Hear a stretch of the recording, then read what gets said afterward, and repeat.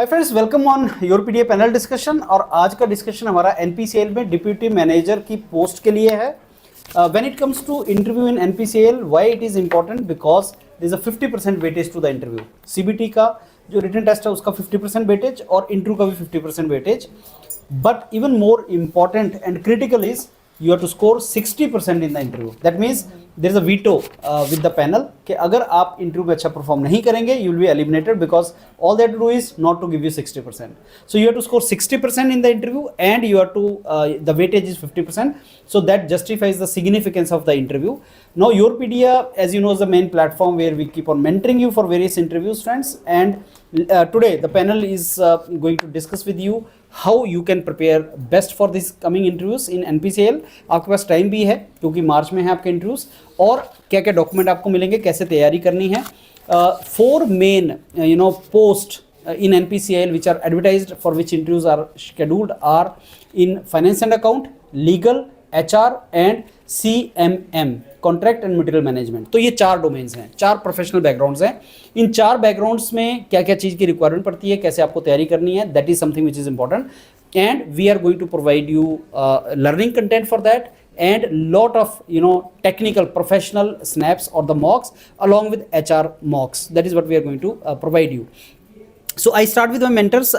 Shubha ma'am, case studies. Case studies is one of the components of the interviews. Yes, other than HR questions, professional background questions, and case study भी होता है. तो you are going to tell the audience, this viewers today about the case studies in all these 4 domains. Right. So my question to you is कि क्या इन सब की case studies जो होती हैं वो अलग होती हैं as per the professional background, या ये HR type की case studies होती हैं? क्या होता है ये? Sir, as you just mentioned कि 4 different domains, and I think I'm carrying the 4 different documents. And each of the domain has a specific type of case studies which I'll be discussing in a brief right now. Obviously there are you can say बहुत list है case studies की. Primarily I just give you some examples. Why they are asked is these are the behavioral set of questions. Now suppose you have done your masters in this particular domain, right? तो आपका check करने के लिए आपने क्या चीजें वहाँ पे brainstorm की है आपकी knowledge testing के लिए. The case studies are very very important. They check your multiple perspectives, the kind of you can say brainstorming you can do, and also the terminologies and content. That is the main you can say the checkpoint in the interview, right? तो terminologies आपको जरूर याद करनी है. जैसे one by one I'll just give you some examples. जैसे HR के लिए, being in that position आपको low morale आ गया या team conflict आ गया, कोई नई digital technology है उसको implement करवाना, और everyone should feel satisfied at the same instance. Then it is कोई grievance है related to workflow आ जाए, misconduct होता है, disciplinary action क्या लेना चाहिए, inter-union rivalry is very common, skill development के related क्या क्या चीजें trainings लगवानी चाहिए, क्या करना चाहिए. So these are some of you can say 5 or 6 मैंने just example दिए HR के related. So इसके basis पे questions बनते हैं. You have to give the answers in a brief terminologies.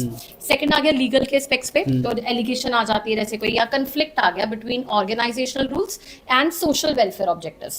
Then it is about employee maintenance आ गया, या workplace injury आ गया, कुछ ना कुछ उसमें कैसे liability concerns आपको देखने चाहिए. Strike अगर कर दी है, उसका strike threat ले लिया, मतलब किसी ने वो किया during workforce rationalization, तो क्या करना चाहिए. Expansion project है and साथ ही साथ वो environment पे कैसे impact कर रहा है, तो इस चीज के basis पे कुछ लीगल केस स्टडीज बनती है. Then I will go with the finance. जैसे इनकरेक्ट अकाउंटिंग एंट्री ड्यूरिंग, अगर आप कर रहे हैं बुकिंग के टाइम पे, टीडीएस रिडक्शन में कोई एरर आ गया, इन्वेस्टर की क्वेरीज है और इंफॉर्मेशन मैनेजमेंट के रिलेटेड, प्रोक्योरमेंट डिले और excess inventory issues. So these are some set from the finance. And last but not the least I will go with the contract and material management. उसमें sir आपका bank guarantee found defective आ गया, inventory overstock हो गया, आपका excess stock और capital blockage हो गया, हजार्डियस मटेरियल स्टोरेज इशू आ गया, उसमें क्या करोगे आप. तो ये I have just given in a very, मतलब बहुत जल्दबाजी में मैंने आपको बहुत सारी चीजें दी हैं. टॉपिक्स आपने बताए हैं, टॉपिक्स की सिर्फ मैंने, but case study I believe is in 3-4 sentence, ये 4-5 सेंटेंसेस एक डोमेन पे पर्टिकुलरली मल्टीपल तरह की केस स्टडीज बनती है, क्वेश्चंस बनते हैं. And what we have given in this document is also, I will say कि हमने बहुत ब्रीफली सर साथ ही आंसर भी दिए हैं, पहले क्वेश्चंस दिए हैं, और उस पे क्या क्या आपको सॉल्यूशंस, मतलब this is just a skeleton. ये नहीं है कि पढ़ के वही चीजें बोलनी है, आप अपना एंटर कर सकते हैं, सब्जेक्टिव आंसर कर सकते हैं, and for that is what you have to practice with the mentors. अच्छा शुभम, आप टिपिकली आपने जो डॉक्यूमेंट बनाया, I was going through that, आपने 10 से 15 केस स्टडीज दी हैं for each of the vertical, like finance का, अकाउंट का and material management. My domain is material management and contract. मैं देख रहा था जो केस स्टडीज आपने प्रोवाइड किए हैं, they are really good. 5-6 lines की केस स्टडीज हैं. तो इसमें एक क्वेश्चन है जिसका आंसर मैं ही करूंगा कि इज देयर एनी लिमिट की कितनी केस स्टडीज हम करके जाएं so that we feel confident? You use the term like terminology is important है, right. तो टर्मिनोलॉजी जैसे वेंडर्स सप्लाइंग द इक्विपमेंट एक टर्मिनोलॉजी है। तो जब आप ये कुछ केस स्टडीज कर लेंगे तो और किसी भी तरह की केस स्टडी वहां पूछी जाए तो I think you will feel confident in putting the things together and giving the relevant answer. आपने केस स्टडीज के कुछ नाम बताए, जैसे टिपिकली केस स्टडीज फ्रेंड्स कैसे होती हैं, जैसे मैं अगर मटेरियल मैनेजमेंट से बताऊं कि एक वेंडर है जो सप्लाई करता है आपको सेफ्टी इक्विपमेंट और एक रेट कॉन्ट्रैक्ट आपका हुआ है जिसके अंदर प्राइस कुछ बताया गया कि इतना है। उस रेट कॉन्ट्रैक्ट में लिखा होता है आप कितने प्राइस में और कितने टाइम में उसको डिलीवर करोगे। सोचो कि वेंडर ने उसको उतने टाइम में डिलीवर नहीं किया, आप क्या करोगे? अब ये क्वेश्चन वो पूछता है। और ये जो एग्जाम अभी ये जो इंटरव्यू आया है ये एक्सपीरियंस बेस्ड नहीं है शुभ मैम, दैट मीन्स किसी ने एमबीए किया है, इंजीनियरिंग किया है, एमबीए किया और उसको एक केस स्टडी दे दी गई। अब उसको रियल वर्ल्ड सिचुएशन पता नहीं होती है, या तो किसी ने जॉब किया हो, वेंडर से डील किया हो, आपने जॉब के साथ नहीं किया, आपने कभी वेंडर से डील किया नहीं किया, अब एक केस स्टडी आ गई। तो ये और भी ज्यादा इंपॉर्टेंट हो जाता है कि यहां से आपको पता हो कि पहले तो मैं कॉन्ट्रैक्ट क्लॉजेज को वेरीफाई करूंगा। तो जब आप बोलेंगे कॉन्ट्रैक्ट क्लॉजेज को वेरिफिकेशन, यहीं भी आपको नंबर मिल जाते हैं because you are using a technical term. ये चीज बहुत इंपॉर्टेंट है। सो फ्रेंड्स, जितने भी केस स्टडीज शुभ मैम आपने प्रोवाइड किए हैं, हर डोमेन में 10 से 15 केस स्टडीज, उनको गो थ्रू करने के बाद आपकी technical terminology is not only for case studies will help you, but I strongly believe that will help you for general technical professional question and HR also. So this is how it is to be done. And Shubha ma'am, are we providing these case studies in the document form to students along with the solution? Already it is uploaded on the panel, so they can just go to the downloads and they can get the panel option from there. And plus I would say जैसे आपने बोला brainstorming करेंगे, जैसे communication word है, multiple जगह पे open communication words आ जाते हैं, standard operating procedures आते हैं. So basic purpose is to go through these terminologies. And उसके लिए the best is you attend the classes also. Case studies की जो classes होती हैं, there you revise the words. आपका ये नहीं कि रोज लगानी पड़ेगी. Even that the student have a doubt कि रोज क्लास लगानी पड़ेगी. So 2 to 3 classes I will say आप start में HR की हो गई, case studies करंट की, and that is more than sufficient क्योंकि आप terminologies याद कर लेते हो, वो दिमाग में बैठना शुरू हो जाता है, then you can apply it. Interview is a tailor made thing, I mean individualistic है वो। मेरे को क्लासेस का कंसेप्ट समझ नहीं आता शुभ मैम। आई स्ट्रांगली बिलीव के जो लर्निंग का कंपोनेंट है, आपने लर्निंग डॉक्यूमेंट उनको दे दिया, उसके बाद वीडियो हम सब लोग बनाएंगे। भरत सर ने लॉ का बनाना है, आपने एचआर का बनाना है, उसी तरीके से फाइनेंस का बनेगा, वीडियो बन गए शुभ मैम। वीडियो उनको समझ आ गया, उसके बाद तो आई स्ट्रांगली बिलीव उनको स्नैप्स और मॉक्स करने चाहिए। फिर भी कोई डाउट्स है बच्चे को, जैसे मेरा आंसर कैसा बनना चाहिए था, मैं इसका आंसर ये देना चाहता हूँ, एक open ended discussion when I actually feel it out. हम एचपीसीएल में करते हैं, आईओसीएल में करते हैं, the students put up their questions and there they feel the competition. वहां पे कई वही बच्चे होते हैं जो ऑलरेडी इंटरव्यू में अपीयर हो चुके हैं। When you feel the competition prior to the actual, आपकी एंजाइटी खत्म होती है, आप फील करते हैं नहीं ये भी हमारे जैसे ही है, सारे प्रिपरेशन का स्कोप बढ़ता है। तो दैट इज आप ओपन एंडेड डिस्कशन जरूर करो, दैट इज वेरी अच्छा। एक बहुत इंपॉर्टेंट पॉइंट, आप में से मेजॉरिटी लोग जॉब या तो कर की है आपने 2 महीने, 4 महीने, 6 महीने, सर्टिफिकेट आपके पास नहीं है, एंड यू आर थिंकिंग कि whether we should mention it or not. Yes, you should mention it. If you have done job in private sector तो एनओसी नहीं चाहिए। आपका सर्टिफिकेट नहीं है, आप बोल दीजिए मेरे को सर्टिफिकेट नहीं मिला because I left the job before 1 year, will give the answer what is to be said. लेकिन ये एमबीए के बाद का प्रोफाइल है, डिप्यूटी मैनेजर का जॉब है। अगर आपके पास जॉब एक्सपीरियंस है फ्रेंड्स, चाहे 1 महीने का, 2 महीने का, 4 महीने का है, वो आपके लिए बहुत एडवांटेजियस है, उसको जरूर मेंशन करना है। And if you have any doubt you can discuss with me, I will tell you what to do. क्योंकि जब आप जाके बोलते मैंने साहब जॉब किया था, छोड़ क्यों दिया, उसका आंसर हम देंगे। लेकिन जब आप बोलते मैंने जॉब किया था, तो आप एक प्रैक्टिकल एस्पेक्ट उनको दे सकते हैं जो आपके आंसर को कंसोलिडेट करता है।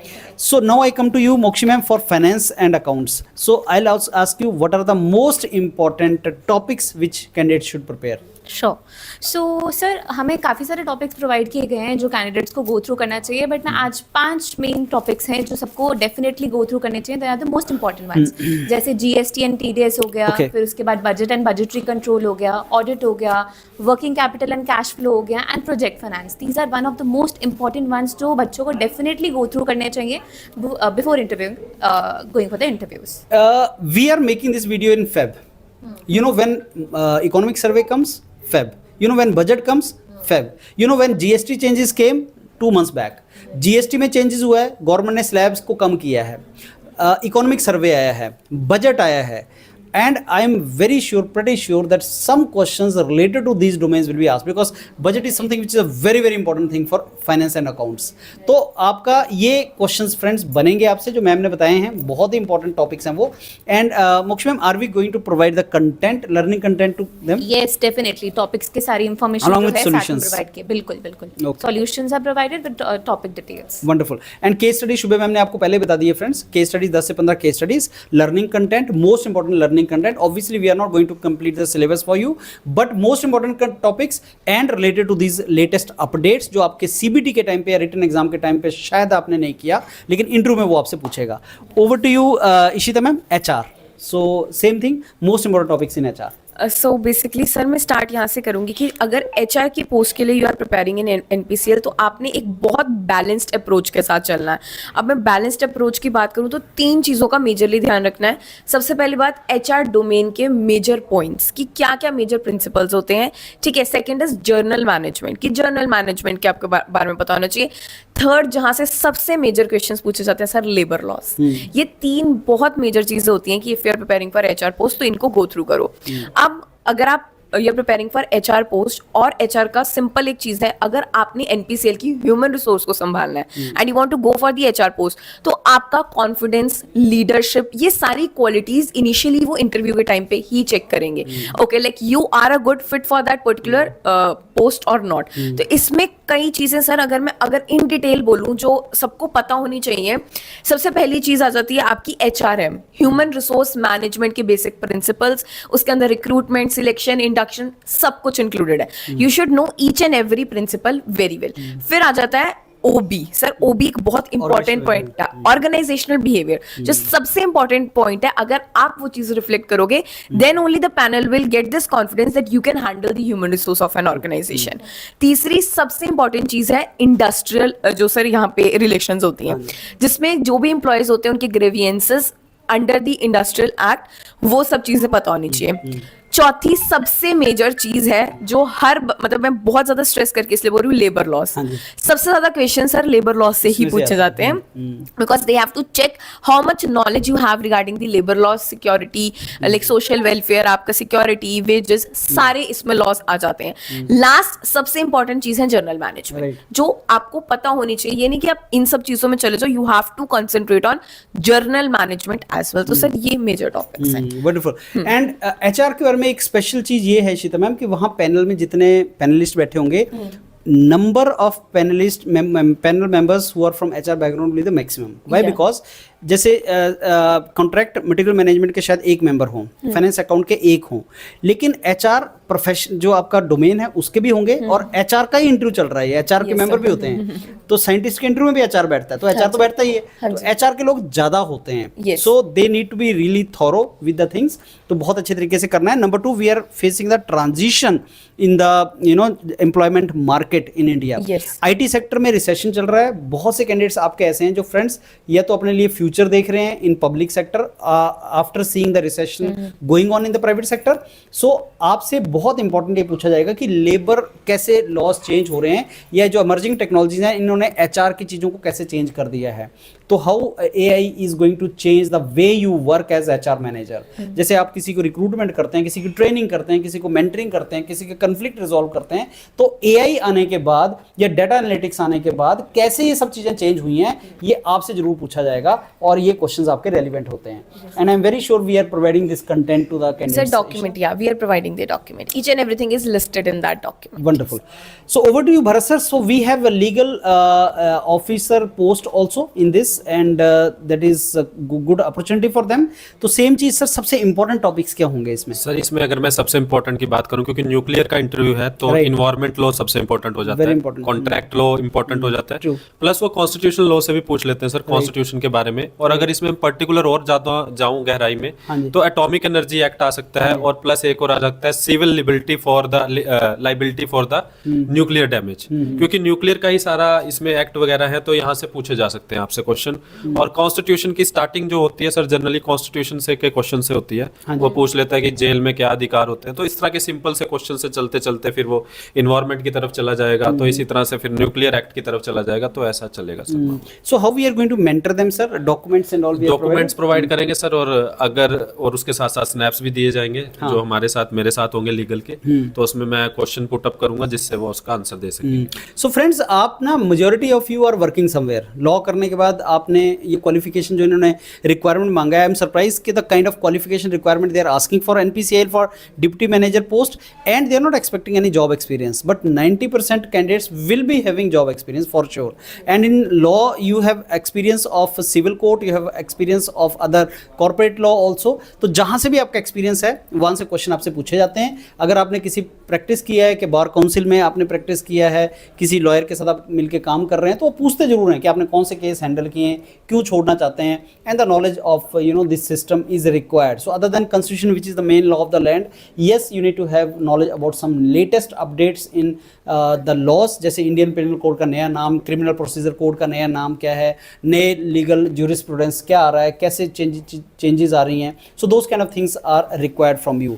As far as friends this is concerned your contract and material management, let me tell you couple of things which are very very important. If you see the इन्होंने जो दिया है roles and responsibilities expected from you, उसमें mention किया हुआ है आपका very clearly material management, operation management, supply chain management, logistic management, inventory control. That explains the requirement of your subjects. So what should I study, sir? You should study these subjects: material management, operation management, supply chain management, logistics, third party logistics, inventory control, forecasting, how data analytics is changing this, how artificial intelligence is changing it, what do you understand by futuristic forecasting using the AI models nowadays, तो ये कैसे change हो रहा है सारे का सारा, और आपकी सप्लाई चेन को कैसे एफिशिएंट बनाया जा सकता है, and what you have on table, what skills you are bringing to us in NPCL if you want to handle it. And because it is contract, तो कितने तरह के कॉन्ट्रैक्ट होते हैं, कौन से कॉन्ट्रैक्ट आप जानते हैं, और कुछ उन कॉन्ट्रैक्ट्स में क्या लिखा होता है, लायबिलिटीज क्या होती हैं उन कॉन्ट्रैक्ट्स की, तो that knowledge also is required. And needless to say, we are providing you all this content and document and practice as much as you can. So this is more or less we have covered. Anything friends we have left and you want to add to that? So I believe we have covered. So we are ready to mentor you now, friends. Start taking your snaps and mocks with the mentors of your PDF. Thank you.